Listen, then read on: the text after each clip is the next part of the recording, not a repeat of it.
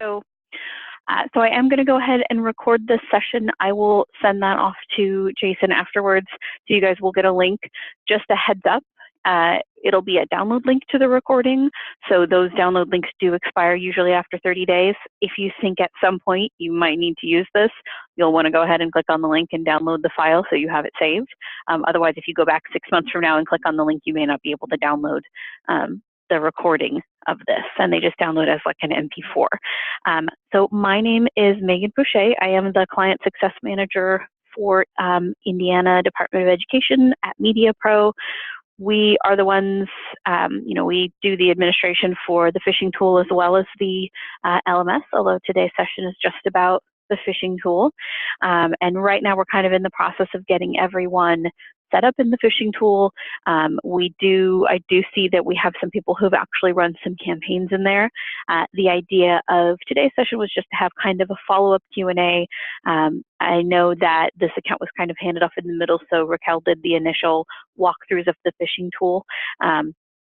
And I got to sit in on one of those, so I at least have an idea of what she went through with you.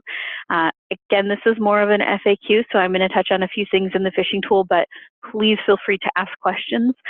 You can either, if I'm looking at a specific part of the program and you have questions about that, again, you can ask a question in the chat for Zoom, or you can just unmute in the Zoom meeting and ask a question that way. But if you have anything coming in up front that you want to know about, feel free to ask. So, and I'm assuming everyone can see my screen. Please let me know if not. All I'm looking at this point is just the login page for the phishing tool. If you have not gotten a login and you did request to be set up on the phishing tool, there's that Google Doc where we're tracking all of the questions for Indiana accounts. So you should be able to go in and ask a question. And sorry, I was just trying to remember. I think the enrollment is done a little differently, but believe the questions you guys have just direct access to the document. And Jason can correct me if that's not the case. But if you do have if you're supposed to have a login and you don't have one, let us know. We can get you set up with that. There are also some people who've been using that to request additional licenses. So if you weren't sure you wanted to use this and you were initially requested like 10 licenses to do a test, all you have to do is go in there and say, okay, I have 10 licenses now, I need 200 to be able to fish all of my targets. The way that licenses work in the phishing tool is every unique target that you fish, so that you send a simulated phishing email to, uses up a license. In other words, if you have some turnover, so let's say you have 100 licenses and you fish 100 people, and then 50 of them, you do 100 people again, but 50 of them are new, that's 150 licenses used up. And in the phishing tool, it's going to tell you when you first log in. And actually, bear with me one second here. I need to and actually stop sharing for a second because when we log into the phishing tool, it takes us to the last account we were in, and that's actually one of my other clients. So I need to get over to one that I can show you guys. One second here. Okay. Here we go. Let me reshare.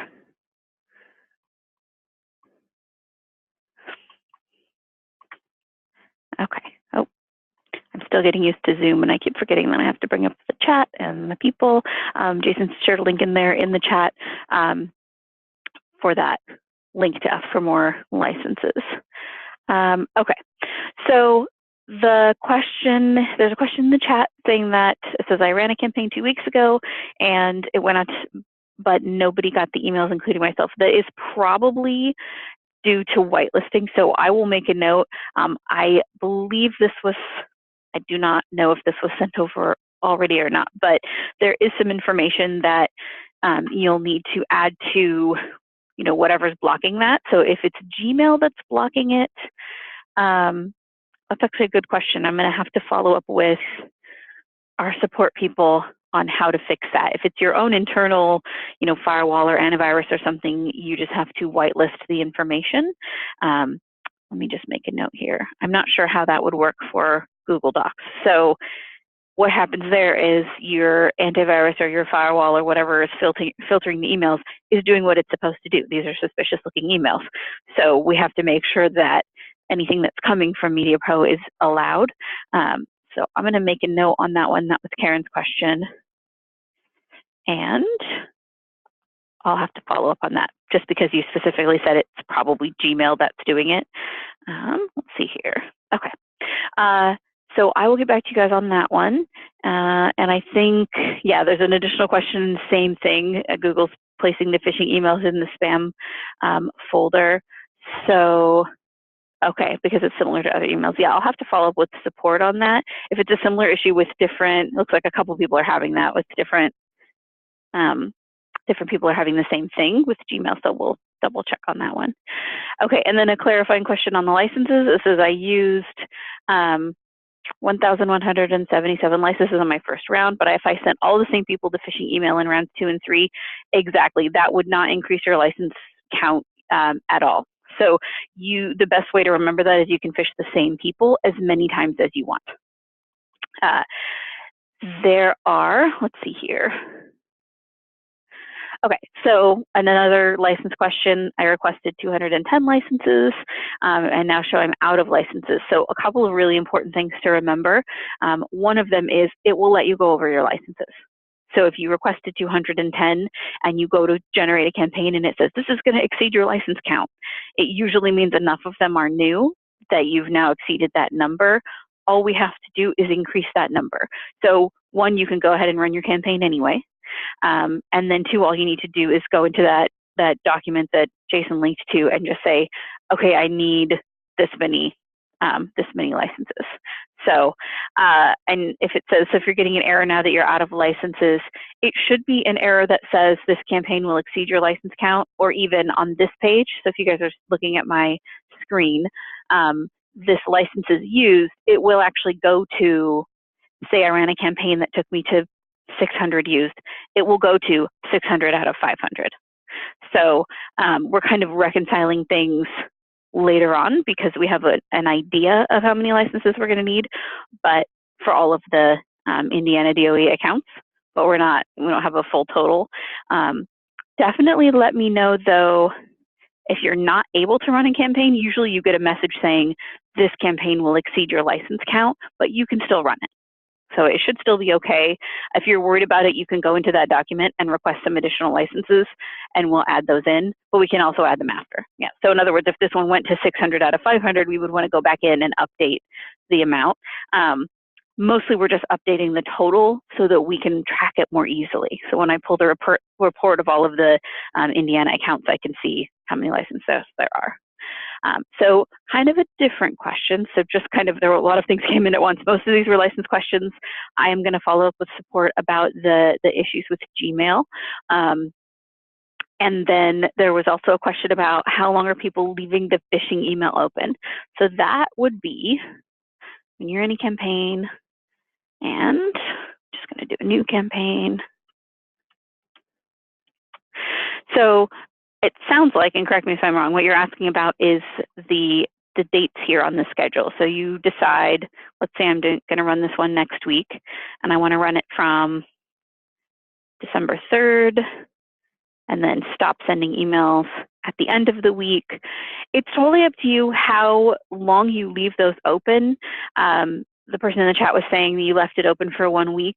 A week is probably pretty good. The idea with that is just that, you know, at any given time, depending on how many people you're phishing, you might have people who are on vacation or things like that. And what you don't want is to run your campaign and, like, let's say I'll set this all the way out at the end of the year. I run my campaign next week or the week after, 2 weeks from now, somebody gets back from vacation, they find that email in their inbox and click on the link. Well, you've already gone in and run your reports and looked at everything. And if you go back to the report again, now it's going to have different information. Now it's registered an additional click because this person was still able to access that. So yeah, a week is probably good just to kind of take into account anyone who's not going to get those emails immediately. The kind of rule of thumb when it comes to turn off the links on when it comes to that time is you just need to remember that if you're going to run any reports and file them away or present them anywhere, you want to run those after that date. So I have some people that say, okay, I'm running my report this week. As of Monday, my links are turned off, because Tuesday's when I need to run my reports. That's totally fine. And if somebody in this campaign, if someone I had phished clicks on that email, in this case, they click on the link on the 11th, it's just going to not let them click on it. So I believe they just get an error when they try to open the page, and it also just doesn't go into the report.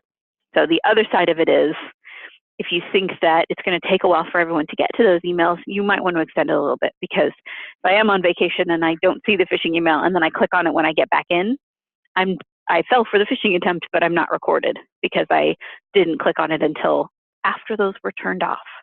So that is a really long way of answering that question.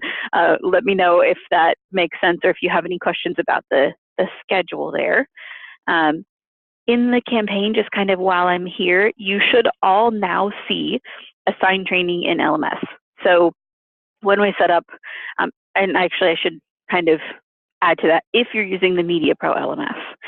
So all of the MediaPro Litmus LMS sites should be linked to your phishing accounts. We kind of did a lot of the phishing accounts first, and then we set up the LMS system. So if you were one of the early ones on the phishing and you don't see this and you have a MediaPro LMS, let us know in that Google Doc and we can link them together.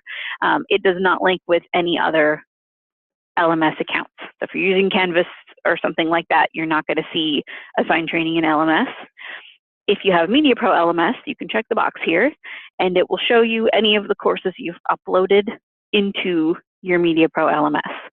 So what that does is anyone who is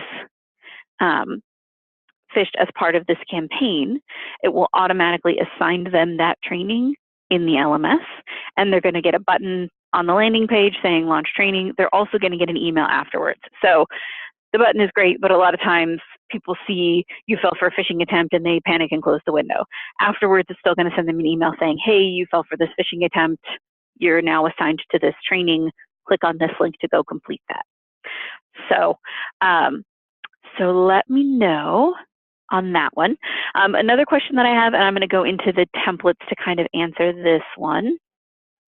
So the question was, my results were pretty low, only 2% of the, oh, I read that wrong the first time. 2% is pretty low. I thought it's the 20%. 2% of the staff were caught, but I used a low complexity email. Our medium and high complexity substantially tougher. That's exactly what those complexity levels are. So when you're looking at, actually, you know what? Campaigns makes more sense. Let me go back into my, this is what happens when you're in a sandbox we use all the time. It's just absolutely full of, I may not have saved mine. We'll just do new campaign. Okay. So when you're adding emails to your campaign, first of all, you have to save your campaign before you can add any emails. So I'm just going to hit save here. And there we go. So down at the bottom, now that I've saved it, I have my email templates. So when I add my templates, one of the things you can see in here is you can either sort by category or you can sort by complexity. So the question in the chat had to do with, does that make them more difficult? And the answer is yes. Keep in mind that these are all still pretty generic. So let me do, well, let's look at low first. So some of these, and I think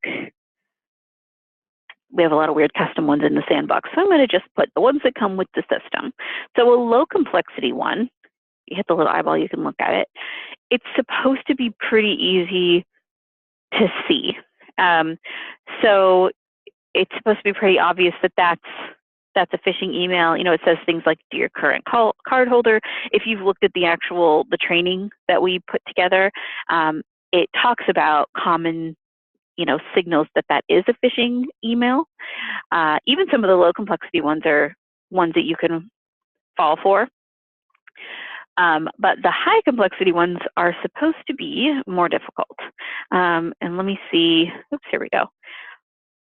And it depends on what they are. So some of them are spear phishing. So let me hit the little eyeball here. And spear phishing means, like right here where it says Jane, that's going to pull the person's first name into it. So it has a specific name on it. It has this, sent from my iPad. It looks kind of official. it's coming from, in this case, finance@proservices.com. So there are fewer signals that it's a phishing email on the high complexity ones. And the other one I would say is just keep in mind that you can modify these. So the best way to get one that's hard for people to spot as a phishing email is to do your own, or to modify one of the existing ones. So if you are in, and I see some other questions in the chat, I'll get to those.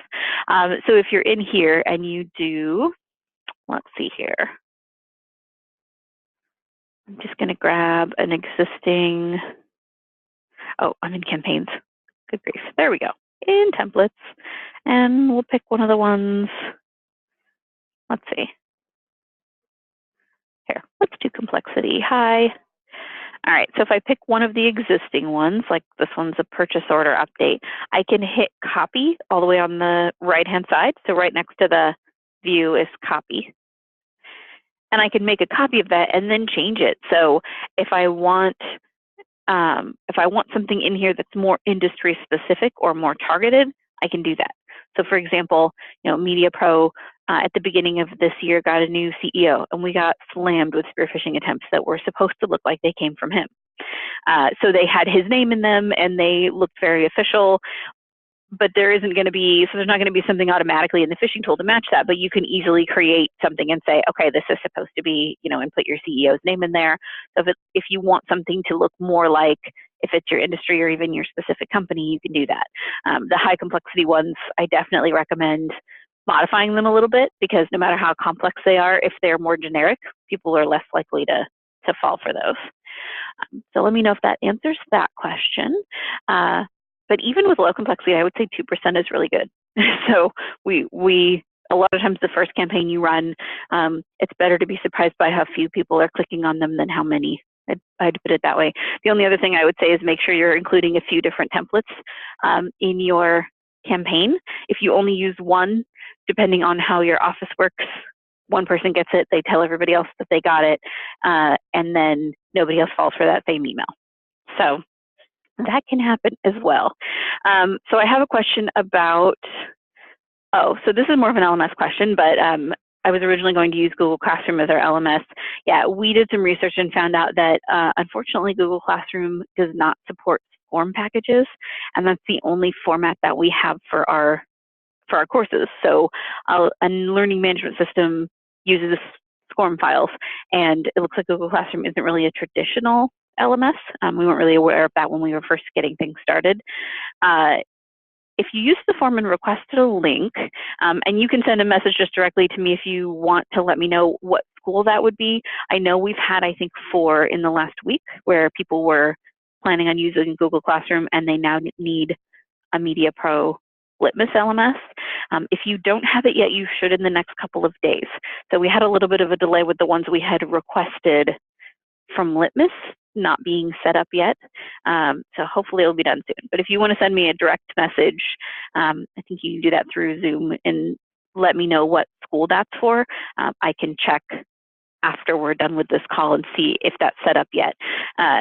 What you did, just going into that form to request that setup, that should be perfectly fine. So we just had a little bit of a delay, like I said, on the Litmus side, getting some of them set up. So we have to have them linked to our MediaPro list of accounts, if that makes sense, and that part hadn't been done yet. The other thing I would say too, if you have changed who's going to be doing the administration or something like that, and you think there's been an LMS set up, but you personally don't have access to it, you can go on that document. We've had a couple people say, hey, I never got a link to the LMS, and we just went in and added an additional admin to that so that you have a login. So other than that, kind of going back to FAQs in the phishing tool, we're looking at an email template right now. Like I said, you can edit all kinds of things in here. If you're going to do a lot of your own, I usually suggest creating your own category for emails, or your own. You can kind of group them. You can change where the phishing links appear to come from. The biggest thing here is to make sure you don't put a .com in here, because it's going to be this MP2IO. This is going to be changing in the future, in one of the future releases. I'm not sure exactly when, but there are going to be more options for where you can have them appear to come from.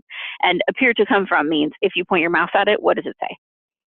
So, oh, and then so for the question in the chat, and I will double check, but I do know that that was one of the accounts that we set up. So I will double check and see what the status is on that. We were waiting for a reply from Litmus. So hopefully that's done or will be done soon. So going back to things you can change in your template, this one has a landing page selected. It also has a fake attachment, basically. So what this is you're adding what looks like an attachment, and your reports will tell you if somebody tried to open that. So it's not a real attachment. Sometimes people try to actually attach real things to the emails. Basically what you do is you click add and you say, okay, I want to add something that looks like a PDF. And you put your file name on there. And then these are the items that will be attached to the email. So when the email comes through, it looks like it has a PDF attached to it. And then if they click on it, your reporting will show that as an attachment that they've opened. And then they get the landing page as well if they try to click on that. Email from, email display from, this is the actual email address. That's the name that pops up. All of these are things you can modify to make them, again, fit your company a little more closely and make this a little trickier. Other things from here, so in the email itself, you can also modify things. You can change fonts, you can add pictures to it. People use these a lot to add different logos and things. If you want to add specifically a phishing link, what you have to do, and this one's not, I'll just do, so it's not a good example, but we're just going to say, please click here. So you put your text in that you want to have the link on, and you highlight that, and then do phishing link, and then put, and you do have to type it in again. That's just one of those things. And then click insert link. And that puts the phishing link in the email. The reason I say that specifically is it is possible to add a real link to an email. And it's very easy to get those confused. So if you were doing a real link, if you highlight that, you can add a link up here. And that's actually inserting a link, which means in this email, and this would not be a great way to do it, but just using this as an example, this is a phishing link. This is going to get me my landing page. Oops, you took the bait, or whatever one I've chosen. In this case, that's a phishing scam and you took the bait. So my phishing link is going to get me that. My real link is going to take me to Google because that's where I set it up to go to. So the reason I point that one out too is because if you did your own template and you actually added links instead of phishing links, it's possible that people are clicking on those links and just going to the page that's linked. So, if you use the Amazon one and added an actual Amazon link, it's just going to take them to Amazon. So it has to be specifically a phishing link in the email. So let me know if that makes sense or if anyone has any questions there. I'm just trying to think of things we don't always get into in the general walkthrough. You can add a table like that. You could add a picture. You can technically add a video, although that's more involved than people usually get. You can view this in, I believe, full screen, although it doesn't look like it. Yeah, that one doesn't expand it that much on my screen. You could also do code view. So if you are more HTML savvy, to be honest, than I am, you can click on this and view it that way. So a lot of times, depending on who's doing these, if it's easier for them to write it this way, they can do that. This is also a good way to diagnose if something isn't acting the way you're expecting it to. So you can go in here and look and kind of see what's going on here. So like in this case, you can see my links. There's my phishing link, please click here. And then here's my actual link that says real link. So just depending on if you're able to read those, you can use that. You can get to help from here. You can insert fields. So if you want to do a phishing email, maybe in my industry, it's really uncommon to call people by their first name. And so I want to say, hi last name, that's going to pull that from the target in the phishing tool and put their name there. So I might say, however you would want to do that. It's a little trickier with last names, which is why you see first name more often. You can change, bold, underline, undo the font style, all of those things. It's pretty standard. In general, it's a good idea to avoid copying and pasting things from Word, just because it can cause issues with the coding.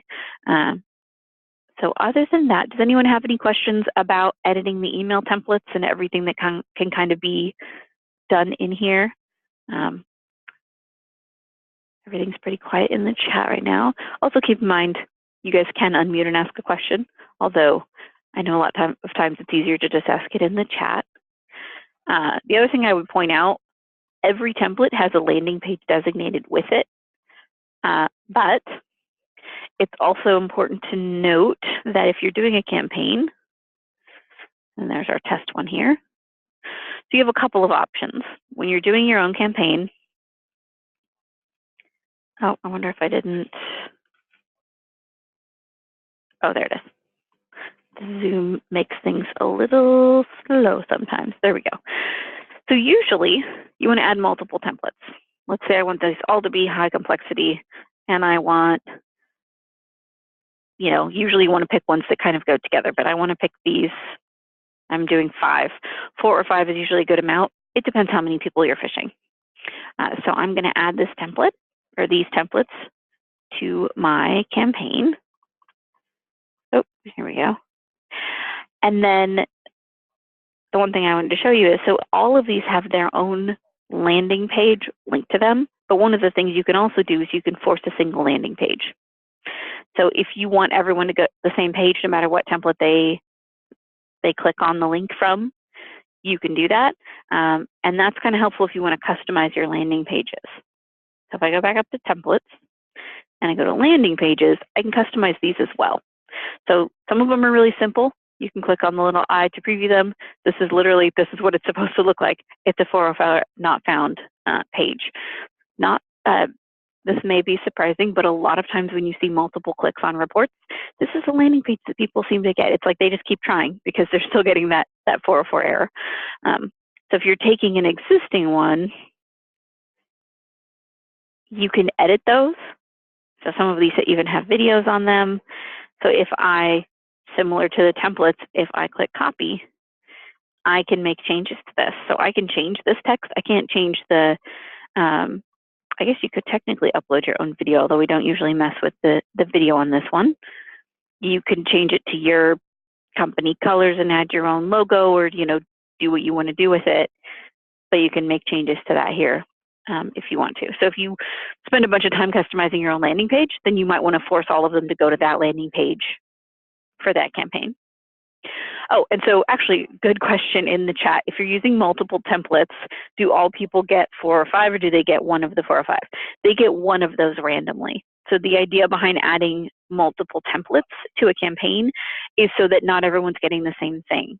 If I get an email that looks like a fake accounting invoice and I click on it and fall for it, and it's like, oh, that was a trick, pretend phishing email, and now I have to go do the training, there's a pretty good chance that I might tell the person sitting next to me, hey, I clicked on this, I got this email, it looked like it was an accounting invoice and it's not, it's phishing training.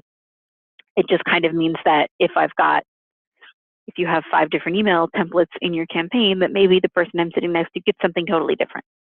So obviously you can't stop people from talking about getting phishing emails, but it just makes it a little less likely that they'll see it coming when they see that email. So it just selects them. There's also not really, as far as I know, I don't think there's a limit. So you can add quite a few different templates to a campaign. A lot of my clients do customize those. So it just kind of comes down to how many of them you want to at least review and make sure that they fit what you want to send out. In the templates, in the email templates, you have email categories. So you can add your own email categories. So this is under templates, this tab, custom email categories. I could say, I can add this here. Oh, actually, you know what? I'm searching and not clicking new. I can go up here and click new email category and add a category. And then when I create new templates, I can add them to that group. All that really does is just make them easier to find in here to edit and also easier to add to a new campaign. So in general, in the phishing tool, it's relatively easy to use, but that depends on how detailed you want to get. So you can create your own custom templates, you can create your own custom landing pages, you can sort all of those into your own groups. There's just a lot of different things that you can do to make that, to make it fit your users. And then kind of going back to the complexity question, we do usually recommend send one with low complexity first, see how that goes, and then do the, everyone that falls for that does the training, and then maybe the next time you up the complexity a little bit. So, other things that are in here, I don't recall if you guys talked about USB campaigns. That is something that you guys can ask about if you have questions on it. Basically what it comes down to is you set up these USBs so that if somebody takes one and opens it up on their computer, there's a file in it. When they open up that file, that's what gets reported back to the phishing tool. So the idea is teaching people that you can't just pick up a random USB that you find and plug it into your computer and open a file on it. So that is something that is available, but it does have to be set up.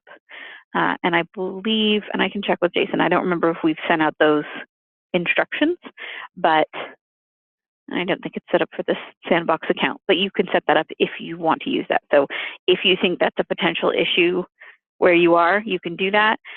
It really depends on your industry. So tech companies have a bigger problem with that than other ones, I find, where they're worried about people grabbing those, a random USB and doing that. Other than that, I'm just going back to try to remember things we've gone over. So I talked a little bit about clicking on attachments versus clicking on a link. When you're looking at your reports, let me go to one of my campaigns. Okay, so when you're looking at your campaigns, you can see on here how many reported. So reported would be if you've had them add the report phishing button into Outlook. If they click that button to report a phishing email, it records here. That's if you've had people install it and you've set it up. Caught would be anybody that clicks on a link. You can also, some of the reports will also tell you, like on the dashboard, you've got kind of general information on your last 5 campaigns. And you can see that there's clicked on a link. Attachment means they opened an attachment. Those ones that haven't been sent yet. And then data entry is actually there. There's one landing page that asks them to test the strength of their password. The idea being that they click on the link, it opens the page, and we record whether they type anything into the field. So I don't know if you guys have seen that one. So I'm just searching for password in landing pages here. So the default one is test your password strength. And again, you can edit things, but in general, it looks like this. And what it's recording is whether this person was like, this is my password. We don't record or store in any way whatever they type in there. So if they type their real password in there, which is usually what they're going to do if they fall for it, we're not recording that in any way. So we're not actually testing whether they put their real password in there, just did they type something in the box. So. Oh, and so I have someone in chat asking, how do I get more licenses? At the very top of the Zoom chat, you should see a link from Jason on how to, I'm not sure if I can actually access, oh, I guess I can. So there's this question request link that's here. And if you click on that, it'll put in your request. So if you need additional phishing licenses, you can fill that out, and on our side, it pops up in basically a big document, and we just go through them on a daily basis and update things. This is the same way you want to, if you have a question or an issue that needs to be resolved, or if you need a login to phishing or LMS and you don't have one yet, or if you need additional phishing licenses, all of those things. Okay, so let me double check. Sorry, I'm looking at the question in the chat. And Jason's saying, make sure you include exactly how many you need to have for your total. And Karen, if you can send to me directly what school that's for, yeah, I can double check and make sure. So it's a pretty simple process to go in and add them. We just have to have a way to track them. So I'm just making a note here. Okay. 1 second. And then can you tell me how many it should be? So I can kind of match that back against that one. We had a bunch of them come in at once, so it's possible that one may have gotten missed, but I'll make sure. Okay, perfect. Thank you for that. Okay, sorry, I just had someone in the chat asking. I think you guys can all see that anyway. Oh, no. You can see parts of it anyway. I'll double check on the number of licenses. So yeah, anyone who needs additional licenses, all you have to do is put in here. So it's going to have you choose your school at the top. You want to put your name and email, and then all you have to put here, like Jason was saying, make sure that instead of saying, can you give me 100 more licenses, you want to say, can you, I need to have a total of 500 licenses in the phishing tool. It's a little bit easier. We have had some people saying, can you add 100 to my total? And we're just going in and doing that.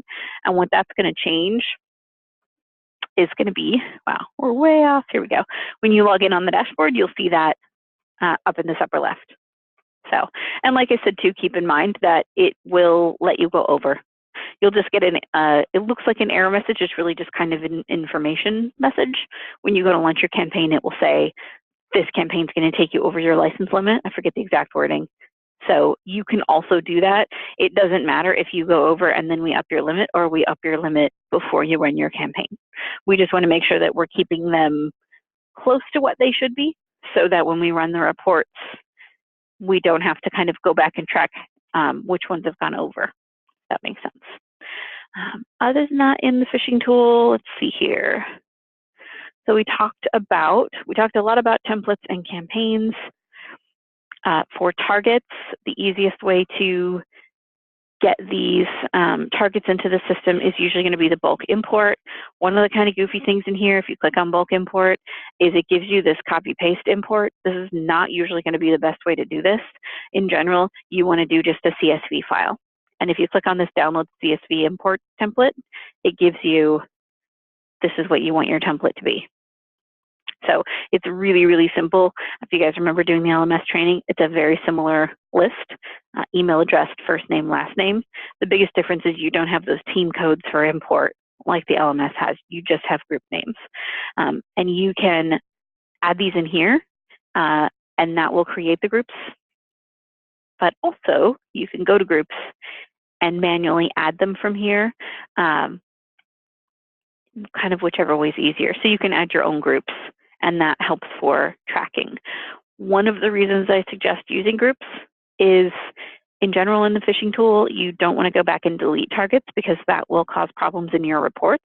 So if you're planning on running multiple campaigns and you think you might have a lot of turnover in between, so it's not going to be the same people, usually we suggest creating new groups. So, and that's going forward a little bit, but if next year you want to fish, do a similar phishing campaign, usually you would want to create new groups and get those updated, rather than trying to delete targets or rearrange them in the existing groups. It just makes it easier if you want to go back and look at previous reports. So mostly you don't want to delete things out of the phishing tool, because if you do delete a target, it will take them out of the reporting. If you delete a campaign, it's going to affect the reports. So going back to reports, and I'm going to go to targets. When you go to targets and look at reports for individuals, let's see here. So this person, you can see our test ones. This one's been in 14 campaigns. If I delete this target out of the system, these 4 clicks are basically going to disappear. Or if I delete these 14 campaigns, this person's not going to look like they ever clicked on a link. So just in general, the rule is don't delete things, basically. Let me know if you guys have any questions about that part. Just trying to make sure there's nothing that we haven't really looked at. We looked at campaigns, templates we talked about doing, emails, landing pages. I would say landing pages, the only thing that is a little bit tricky, if you're going to be doing a campaign, I do suggest that you run the campaign, add a couple of test people into it. You can either, if you don't want it to be in your reports later, you can delete that campaign because it was just a test. You can also use some kind of a secondary email address for someone to test it. Keep in mind, though, that if you, let's say you just want to test everything yourself and you use 3 different email addresses, that is 3 different licenses in the system. So additional email addresses are always going to take up licenses, even if you delete the campaigns afterward. But when it comes to, let's see here, when it comes to the landing pages, the one thing that you won't see is that launch training button. So the reason I suggest a full test is some of the previews will show you, this is easier to point at if I click on it. So say, for example, you're using this one has 2 versions. One is we expect people to delete phishing emails, and one is we want them to forward them to IT. So if you're using this one and you've modified it as you want, if you have launch training selected in your campaign, so you've said, I want this to assign people to the phishing course, it's going to have a big button down here that says launch training. There's no real way to preview that other than just to run a test campaign. So if you want to see how the whole thing works and make sure that it's all going to work the way you expect it to, you want to run a test campaign. And that kind of goes back to the couple people that have said they've had issue with Gmail is I will follow up with support to see if that's something that's come up before. I'm sure it has, and the best way to handle that. Other than that, just going back to my chat here, does anyone else have any other questions in the phishing tool? I think we've basically looked at everything. We haven't spent a lot of time in reports. Something it's good to keep in mind if you run a campaign. So I'm going back to the campaign reports, and I'm going to grab one of these. Let's see here. Actually, I'm not going to open one of those. Let's do this one. So if you've run a campaign, keep in mind that all of these reports are downloadable. So you can go up here in the upper right-hand corner, download this report. You just name it what you want to name it and click Generate Report. It'll pop up on the side and also send you an email when it's done. So, oh, and then the other question in the chat is, will you email about Gmail? Because we've had enough people ask about it, I believe we'll probably just post the answer on the resource page. I am going to go ahead and save the chat from this, so I'll be able to look back and see who is asking that question. But it sounds like it's coming up enough. Most likely, we'll probably send out an email to everyone. And then the Gmail issue, if you missed it. So we've had a couple of people report that Gmail is blocking these emails, even though they've whitelisted basically all the stuff on the whitelisting. There's there's an IP address and some other things. So I am going to check with client support to see if we can resolve that. If you're running campaigns and everything's getting through, you don't need to worry about it. But it does sound like people who are using Gmail, these are getting blocked. So we're going to look into seeing what's causing that and the best way to get around that, because usually whitelisting is what does that. So I will check with them on that one. There's a good chance too, so I'm going to use that list of people who've reported it. Someone from support may reach out to you. It just depends on whether they've had this reported before. If they need to test it, then they may take someone as an example and see if they can get that figured out. So probably we'll just send an email out. And I would think to everyone, I don't know that we have a good way to know who's using Gmail and who's not. So probably everyone that's in the program, and just say, hey, if you're having this issue, this is the answer to that. But it may take a little bit of time for them to get that figured out. So I will talk to them just as soon as we're done with this call. Does anyone have any other questions in the phishing tool? Anything about adding targets, setting up your templates, running campaigns, doing the reports, any of those? I think the things to take away, I'm going to follow up on the Gmail issue. I have a couple of people who either had requested, I'm going to check on the one license increase, check on the other LMS being set up. I know it's at least in progress, so I'll get that information back to you. The question in the, there's a question in the chat, do you have a link to the whitelist IP addresses? That might be one for Jason to actually answer because I wasn't on, he says it's on the resource page. So there should be, and I think that that's this page that we have a link to. So there should be, I'm not sure where it is, but, and those are the links to the courses. Okay.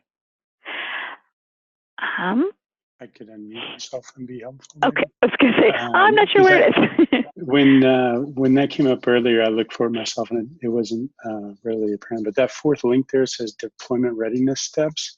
And then okay. information for whitelisting Media Pro traffic. So I think that documents what you're looking for. Gotcha. Yeah, and it's pretty simple. It's just basically, there's a lot of detail to it, but you don't usually need the whole thing. It's just kind of based on which pieces you need. So kind of for all possible situations. So you guys can find that there. This is the same place. I mean, basically this is where we're trying to put everything. So we talked about the question link before. Jason's email is in there. If you're wanting to sync the phishing tool with Active Directory, you can do that.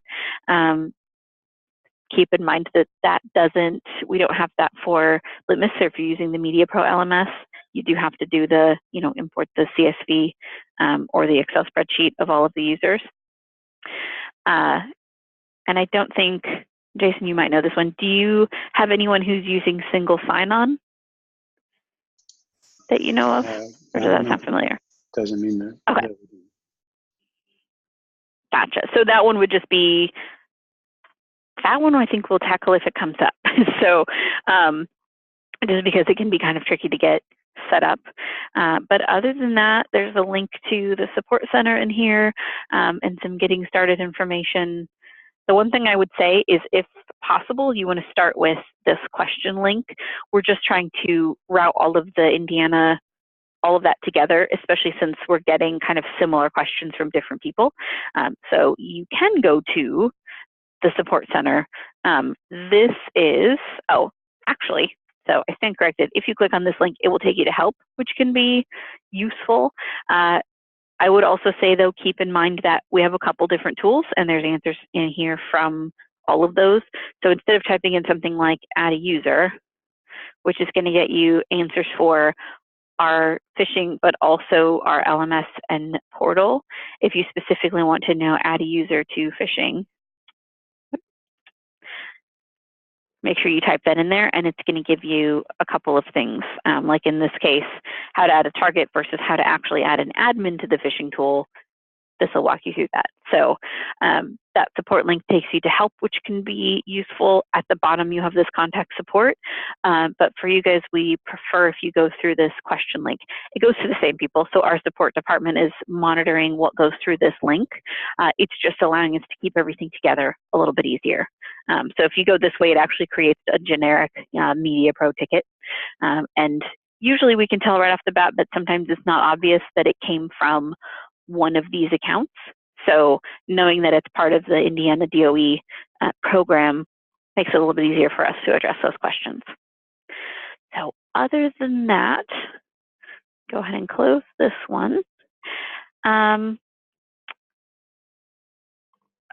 Just looking and making sure I didn't miss anything in the chat. So I think what we will probably end up doing is we may do one of these for the LMS, just to make sure that all of those questions are answered. Feel free to use that question link on that page if you do have questions on the LMS side. I think that's about it though. So does anyone have any other questions in the phishing tool? I feel like I keep saying that, but usually at least one question bubbles up in the chat. I want to make sure we get everything addressed. All right, let me go back to the, and you can add, so this is the instructions I was just looking at. You can go up in the right-hand corner and look at your admins and add, you are not going to have this many, but you can add other people. Admins are people who can actually log into the phishing tool. So targets are people that you're phishing, and admins are actually people logging in. So you can go in and add people that way as well. And you can get to that same support center through that question mark, like if you want to. So if you're in the phishing tool, you don't have to go back around to the Indiana page. Okay, oh, and I have one person that's saying that they submitted a request form and didn't get a login for the phishing tool. If you can let me know in the chat what account that was for, I can go in and take a look and see. There's two possibilities. Either it's not set up yet, or it's also possible that the email didn't go out. So if you want to let me know. Okay, so let me just double check because I can actually look. So I'm gonna stop sharing for just a second here while I go into the list of accounts. Well, let's see. I wonder if this is a case of similar names. Let me just send you, I know this is really confusing for people who aren't seeing the chat here. So I have one that's a close name, and I'm just typing it in here.